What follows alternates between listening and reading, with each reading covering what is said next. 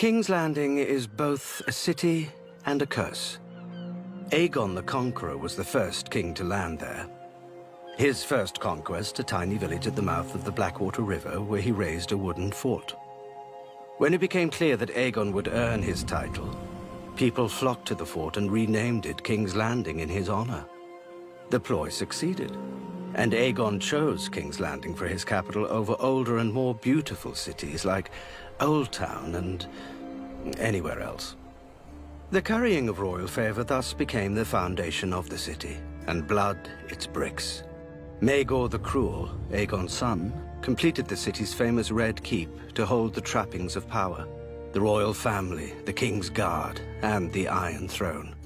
To maintain the new castle's secrets, Maegor murdered all its masons and craftsmen at a feast, which he catered with the new castle servants, who soon found all its secrets for themselves.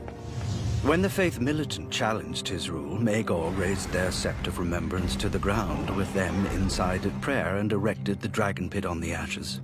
But the great dragons it housed were attacked by the very low-born people they were meant to terrify. Thousands of people died in the attempt, but hundreds of thousands lived in King's Landing. And now the only dragons in the city are golden. Like most kings, Aegon and Maegor missed a central truth. That a king lands is less important than what he lands on.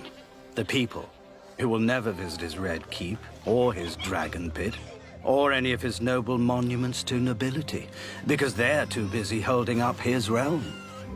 Without the slums of Flea Bottom and the poor and desperate folk it produces, who would fight the king's wars and cook the king's meals, and admire him as he rode past at speed?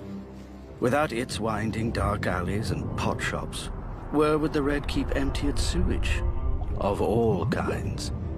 Without the Street of Flour, the king would have no bread. Without the Street of Steel, the king's armies would have no swords, armor, or victories. Without the Street of Looms, the king would go naked. And without the Street of Silk, he wouldn't enjoy it. Without the Street of Sisters, the king would have no humility. It leads from the ruin of the Dragon Pit to the ruin of the great Sept of Baelor, where the Targaryens and Baratheons buried their kings, until Cersei Lannister unburied them. Now those kings are ashes, scattered on the wind, and nobody marked where they landed. A palace without people is a tomb. A realm without people is scenery.